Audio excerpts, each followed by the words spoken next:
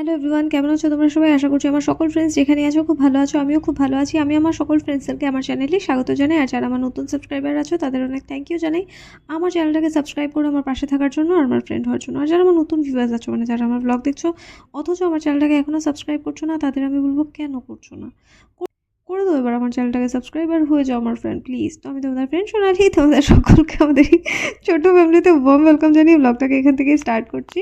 তো কালকের ব্লগের যা বাকি পার্ট ছিল আজকে আমি তোমাদের সাথে শেয়ার করে দিলাম। আর আজকের ব্লগটা আমি মৌ আর পুতুমার একটা সুন্দর পারফরমেন্স দিয়ে স্টার্ট করলাম।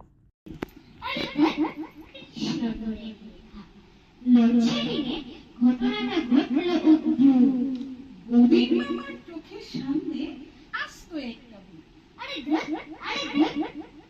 শুনোই না গল্পটা তার ঘটনাটা চমৎকার বারান্দায় ঘুরে কেটা নিশ্চয়ই হবে প্যাতনির বেটা আসে যায় না রে হঠাৎ সত্যি পড়ে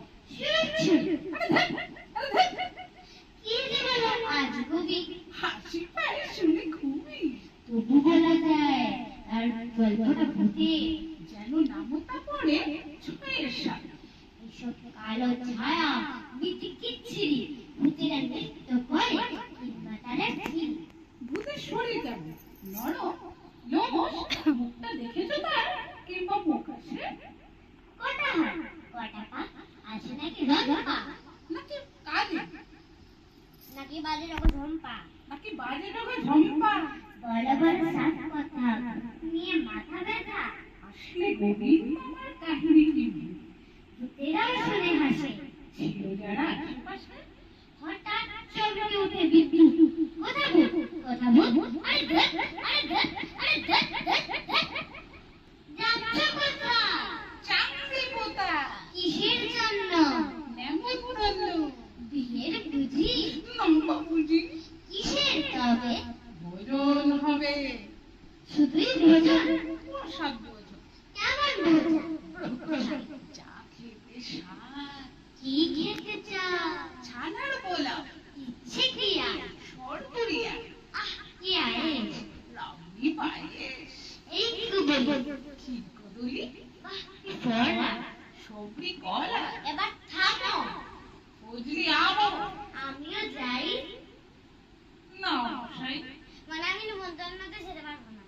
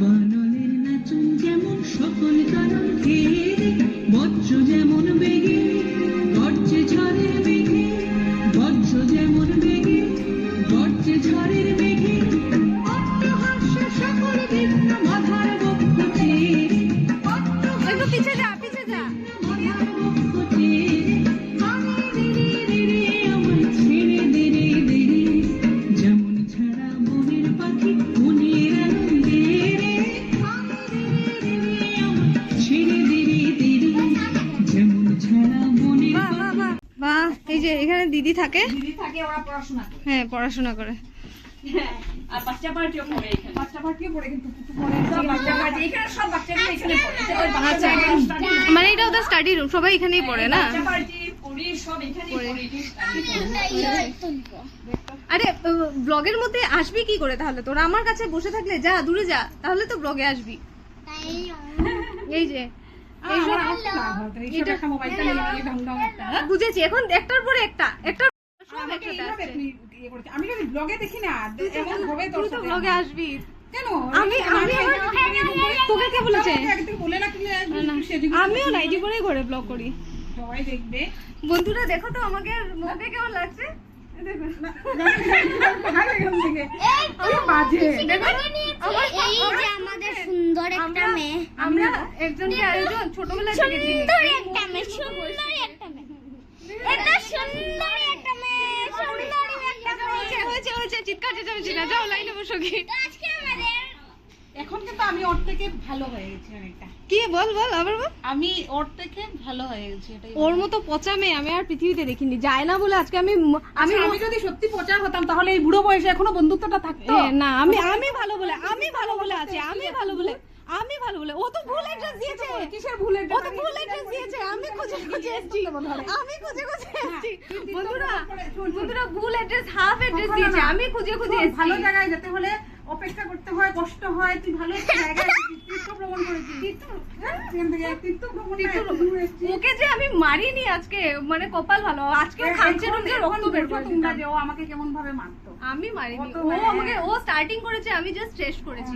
ও স্টার্টিংটা ও রক্ত বের করেছে, করেছিল, আর আমি এখন তো খুব ভালো মেয়ে। ও আমাকে ছাড়েনি, ও আমার মাংস, ও রক্তের সাথে মাংস কিছু নেই, পায়ে লাগবে, কিছু না। এখানে মৌলি একটা কাচের গ্লাসে জল খাচ্ছিল, আর হাত থেকে গ্লাসটা পড়ে ভেঙে গেছে, আর ও ভয় পেয়ে চিৎকার চেঁচামেচি করা শুরু করেছে, কারণ ভাবছে মা মারবে বলে। আর তখন কিছু হয়নি, এমনিতে কারো কিছু হয়নি, কিন্তু ওর পায়ে একটু কাজ ঢুকে গেছিলো, মানে মৌলির পায়ে একটু কাজ ঢুকে গেছিলো, ঠিক আছে। বাচ্চাটা ভয় পেয়ে বলেও নি। আমরা নিচে যখন এসছি, আমরাও আসার তাড়াহুড়োয়, কারণ অটো দাঁড়িয়েছিল, আমরা দাঁড়িয়েছিলাম, তখন ঘর থেকে এসে বলছে যে মা আমার পায়ে কাজ ঢুকে গেছে। এরপর মৌলিটাকে একটু ভালো করেই বার করতে পারতো, বাট ও নখ দিয়ে অল্প একটু ঢুকেছিল, তো নখ দিয়ে বার করে নিয়েছে, ঠিক আছে। তো আমি তারপর বললাম যে একটা টিটেনাস লাগিয়ে নিস, তো মানে কিছুই হবে না, একটু সামনে গিয়ে মানে করে নিস, কারণ যদি কিছু হয়। বলছে না কিছুই হবে না, ঠিক হয়ে যাবে। এরপর আমি ঘরে এসে ফোন করেছিলাম, তখনও বললো যে না ঠিকই আছে, ও এমন ব্যথা ট্যাথা করছে না। তো বাচ্চা মানুষ, তখন তো ব্যথা করবে না, করবে তো পরের দিন, আমরা সবাই বুঝতে পারছি।